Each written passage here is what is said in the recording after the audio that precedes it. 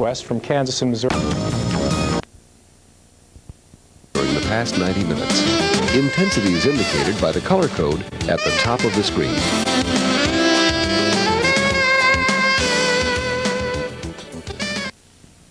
Superstorm.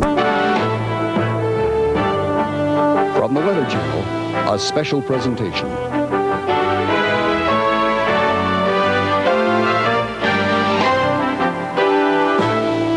In early March, winter dealt a sweeping and deadly blow.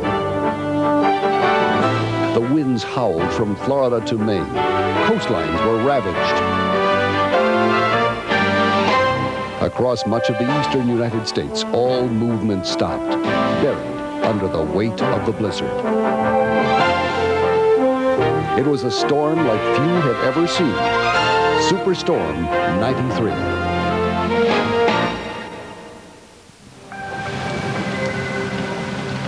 Across Texas, Louisiana, and Mississippi, the winter storm of '93 began as rain, thunder, snow, and sleet. By storm's end, over 230 people would lose their lives. The impact would be felt from Cuba to Canada. Earlier that week, even before people saw the first effects, forecasters identified the ingredients that would create this superstorm. Primarily, there were three things. One, a very big late-season Arctic outbreak plunging down pretty much right over the North Pole and down into the lower 48 of the United States. Second ingredient was warm, humid air lurking over the Gulf of Mexico, Florida, and the Gulf Stream, and the warm waters themselves. And last but not least, very big dip in the jet stream, a couple disturbances helping carve that out, and that created this immense cluster of thunderstorms over the Gulf of Mexico, and once that happened, everything just went crazy. This one had everything came together perfectly, and the rest is history. But it's not going to be a 2 or 3 day event. It won't have to be. It's going to go down in the record books. Bet on that. In the Gulf of Mexico, winds increased to hurricane force. Water began to batter the coastline of northwestern Florida. About another hour before it's high tide, so you know we're going to have some water down here. By early morning, the storm surge reached 10 feet in places. The beach communities of Taylor and Dixie counties were caught by surprise. Absolute horror is all I can tell you. We did not get enough warning, and nobody realized it would be this bad. If we knew there was going to be flooding, we would have left. And I kept thinking it was going to let up, but it never let up. It just kept coming. Well, I watched my house fold pieces at the time, and I was standing on the back deck, and when the back deck went to fall in, that's when I got off of it. And there wasn't no fighting it. We just swam with it and let it carry us till we got to where we could touch ground. Waves and debris crushed homes, tossed cars, and destroyed lives. And I was so scared, and I was praying, and I was praying and praying and praying, and I'd fall on my knees, and I started hearing people scream for help. And there was a gentleman, the first one that come through between the firehouse out there and the house, and I was in that bedroom window right up there. And I had my window open at that time because it was coming mostly from this direction.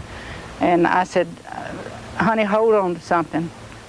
He said, oh God, somebody help me. And I screamed as loud as I could scream, and I said, grab something and hang on. And I never did hear another word from him, and they found him under that debris pile out there, and he lost his life. 9 other residents in the beach communities lost their lives during the storm. For many people, the water rose so fast, escape was impossible. When we came out to walk out, the car was floating. The truck had already drifted off, and we just decided, the boat was gone, everything was we'd better going. just stay here. In just a few minutes, the front part of the old trailer began to just disintegrate. Ray and Lucy Bailey, in their 80s, managed to hang on to this palm tree for 4 hours, their heads just above water. They were finally rescued by neighbors. It was hard work to stay in that tree. I think a desire to live had a lot to do with it.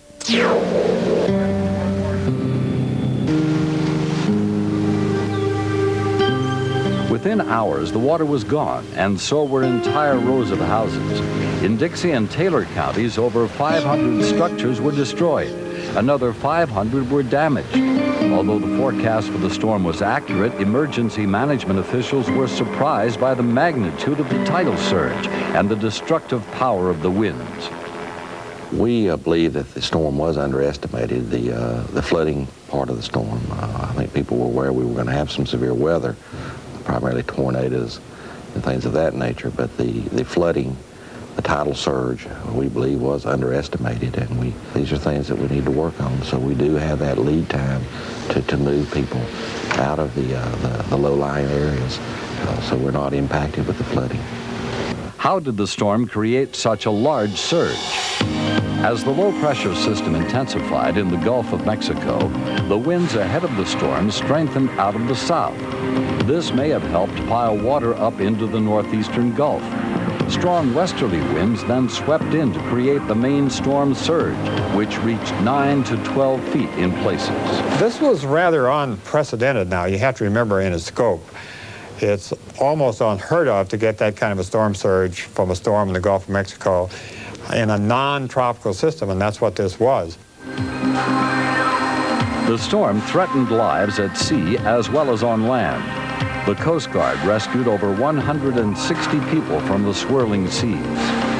As wind and water hammered Florida's northwest Gulf Coast, other areas in the state were being pounded by a tremendous line of severe storms. Trees and power lines fell from Tallahassee to West Palm Beach. Ironically, a tornado touched down in Dade County, destroying one of the tent cities built to house those who had lost everything to Hurricane Andrew. We actually observed the funnel cloud just above us. And once I got my heart out of my mouth and looked out the window, we saw that the tents were just blowing away. And we literally lost 24 tents right then within a matter of minutes. All residents were evacuated. Later, they returned to find their temporary homes demolished.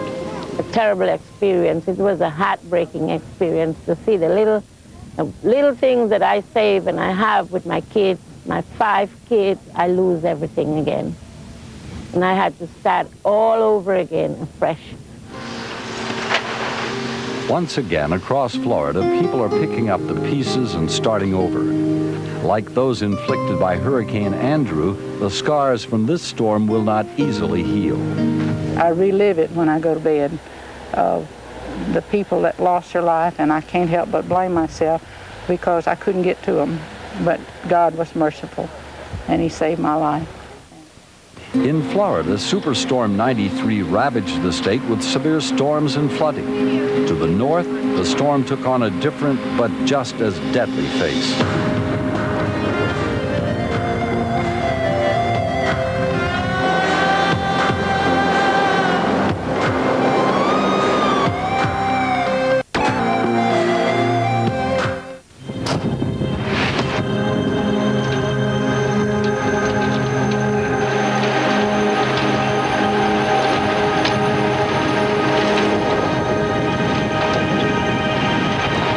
The storm came on shore during the course of the night on the panhandle of Florida, then moved northeast across Georgia. At the same time, there's some very cold air coming in the upper part of the atmosphere. The combination of the two caused heavy snow to begin falling across many places that Friday night and that Saturday morning. It howled northward from the Gulf of Mexico and into the deep south. Residents at first looked forward to a nice dusting of snow just in time for the weekend. But soon their joyous anticipation was replaced by the shock of a deadly blizzard, in some places like none that had been seen in more than 100 years. The weight of ice and snow felled trees, which blocked roads and downed power lines over much of the southeast. Who'd believe a little bit of snow caused this much trouble? For these folks in Atlanta, falling trees created a more immediate danger than loss of power. Trees came crashing down on their house. I just heard this loud thud, and Bill was in one of the back rooms working, and I heard him scream, "Oh my gosh," and I knew something was wrong then. Motorists in the South, unaccustomed to driving in even minor snowstorms, were caught off guard by the blizzard. This tow truck operator was waiting for a truck to tow him out when a camera crew arrived. What are you going to have to do? Let's call a wrecker for a wrecker. Interstate 75 was closed at the Tennessee-Georgia line for days. Northbound vehicles backed up for more than 80 miles. You gotta go back south, it's shut down. Should be open sometime late this evening. Many travelers were students heading back from spring break in Florida, out of food and money, forced to turn back to the south. Emergency vehicles fared no better than others. Delays in transit meant that many fires, which in normal weather might have been quickly doused, burned out of control. Much of the property damage in the south was caused by the snow itself. Buildings which were not designed to carry the load wilted under the weight of the snow and ice. While the center of the surface low pressure system was still in Georgia, heavy snow was breaking out hundreds of miles in advance of the center of the low. So you did have heavy snowfall rates covering much of the eastern seaboard at the same time. When the leading edge of the storm reached the Smoky Mountains, backpackers unaware of the storm's magnitude began to feel its bite. Military helicopters were called in to rescue stranded hikers in and around the Great Smoky Mountains National Park. Among them, from Detroit, a group of more than 100 students and their chaperones. They were part of an Outward Bound program in the mountains to try out their survival skills. What they wound up with was the test of a lifetime, and they passed. Well, we just dug ourselves out and decided that the best thing to do would just be stay there until we thought we could walk out, until the snow was broken in enough, I guess. I was just so positive. I tried to be so positive the whole time. And it got hard, but we made it. 300 miles from the Smokies, fierce waves crashed onto the entire length of the Carolina coast. An amateur photographer grabbed these dramatic shots of a pier on Surfside Beach, South Carolina. It was battered by waves for hours, and finally, it gave way.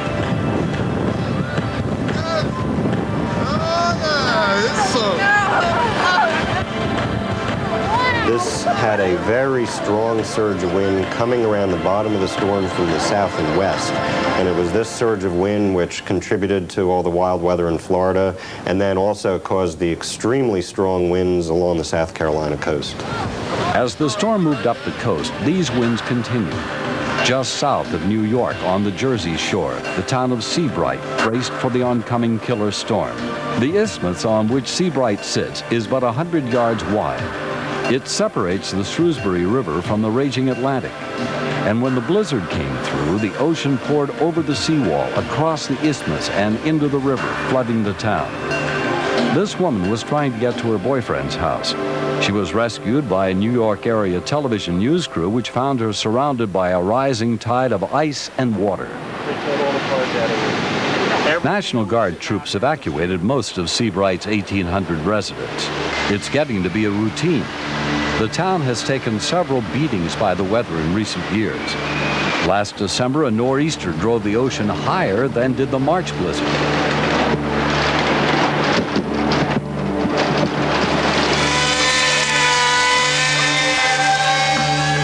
Some residents have had enough of evacuating and rebuilding. Among those, Chuck and Virginia Seiden, who've rented out the house they've owned for 10 years and have moved inland. They have a 9-month-old baby, and Virginia can't take the thought of going through another storm. It concerned me being trapped. If there was ever an emergency and I had to get the baby to a hospital or had to leave and was not able to leave, that was very frightening to me. The brunt of snowfall in the blizzard was up the spine of the Appalachians and across Pennsylvania. As in the south, roads, power lines, and buildings were impacted. The surface low pressure moved into upstate New York, an area where heavy snowfall is common, but not this heavy. Even in Syracuse, the storm set a record for snowfall in a single storm at well over 40 inches. In New York City, residents dug their way out quickly, but freezing temperatures made road clearing more difficult than usual. Airports in New York were typical of those from Florida to Maine. As the blizzard came through, many airports closed, and most flights were either canceled or delayed. As the storm moved up the coast of New England, the same winds that swept the Carolinas and New Jersey whipped the sea up to ominous levels. Residents were expecting the worst, but a last-minute shift in wind direction just before high tide reduced the coastal flooding. For Mainers, the storm only amounted to a bit more inconvenience than the average winter storm. From Maine, the storm headed up the Canadian coast and out into the North Atlantic, leaving behind a swath of destruction covering the entire eastern third of the U.S. By whatever measure you wish to make, whether it's the overall circulation pattern, the total extent of the storm damage all the way from Florida through Maine, the total amount of snow dropped on this nation, not the depth at any one place, but the total volume of snow, is tremendously impressive numbers when you start to see the expanse of the storm, the depth of the storm, the intensity of the storm, all the way from Florida to Maine, all the way from Ohio to the coast.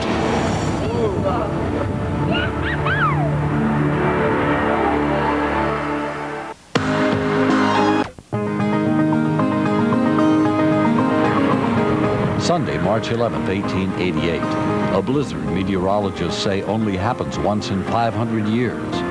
Like the 93 blizzard, it was a mid-March storm. The two storms formed in much the same way, but the blizzard of 88 ravaged New York and New England for 2.5 days.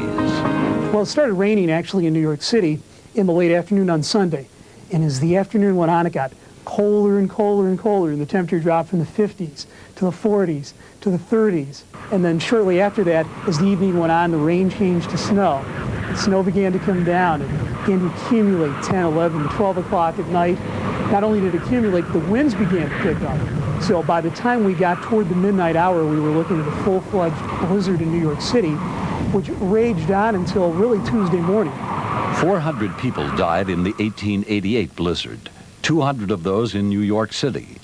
Transportation came to a crashing halt. Trains derailed throughout the region. Everyone was stranded. It took weeks to recover from the storm. Snow drifted and piled over second-story windows. It was carried out of cities in rail cars, tons and tons of it. This storm would have been devastating if there had been warning, but there was none. So the forecast for that day was basically increasing clouds, some rain during the afternoon, which was a Sunday afternoon, and temperatures maybe in the 50s and falling down to the 40s. But where the 88 forecast failed, meteorologists in 1993 saw their big storm coming days in advance. And yet the death toll seems enormous for our times, more than any other single weather event in the United States since the day of the killer tornadoes in 1974. Most could have been avoided if the victims had heeded the warnings.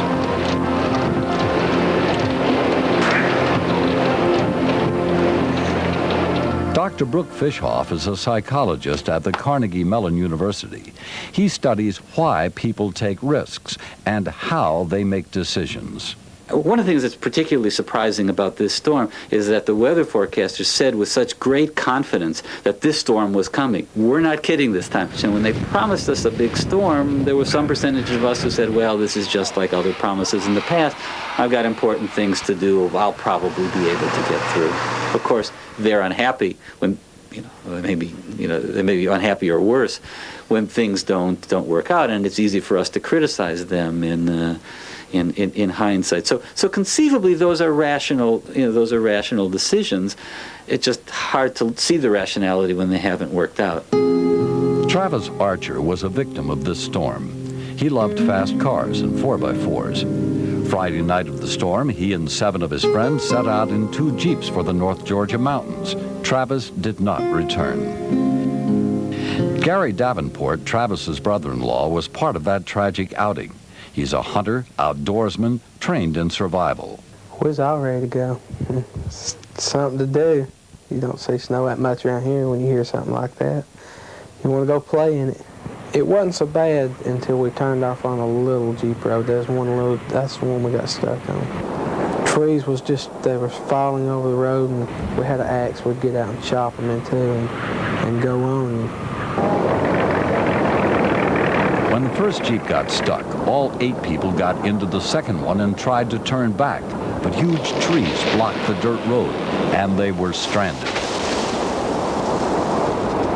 You could hear trees popping, wind. was getting worse, I could tell. Saturday at daylight, with the blizzard still raging, Travis Archer and Bobby Hobbs decided to walk for help. Sunday morning was even colder than Saturday. With no heat in the Jeep, they were desperate. The group decided they had to walk out. I had on a pair of tennis shoes. I had on a pretty good pair of briskets that had a line around them. I had on a t-shirt and a thin jacket. Snow was above your knees, and my leg was numb. From my knees down there's numb. Couldn't hardly feel them. My hands, after I got dry, my hands was all right because I kept them in my pockets. And it was painful until it just got numb and you couldn't feel it. They were rescued Sunday evening, all but Travis Archer. Travis had frozen to death Saturday night while he and Bobby Hobbs slept in the open. Obviously, each death is its own tragedy and it has its own story. I think there are perhaps a number of things about this particular storm that may have caught people unawares. I think one is that the sheer magnitude of the storm was I think outside of many people's experience. Think about the category of event that you're dealing with and say, gee, if this is something that I don't have a lot of first-hand experience with or haven't been trained in, there are likely to be some surprises hidden here. I don't know what those surprises are, but there are likely to be some. So if somebody tells you there's the storm of the century and you're less than a century old, then presumably there are some surprises hidden here, and you probably ought to adopt a generally cautious policy. Gary Davenport learned that lesson. Not to go out playing in it, and if it's going to be a dangerous snow, you know. You never do know what can happen. Just I'd call all my friends that's got four-wheel drives and tell them to stay in the house for one. It can get dangerous quick.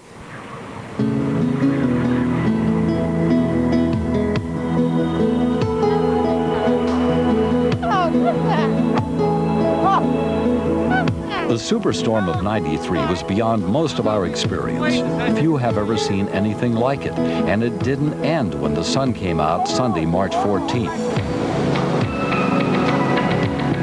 There was enough moisture in the snow that fell in this storm to fill the Mississippi River for 40 days. And when the snow melted, the runoff swamped towns and cities all along the eastern seaboard. Floodwaters forced residents out of their homes from West Virginia to Massachusetts.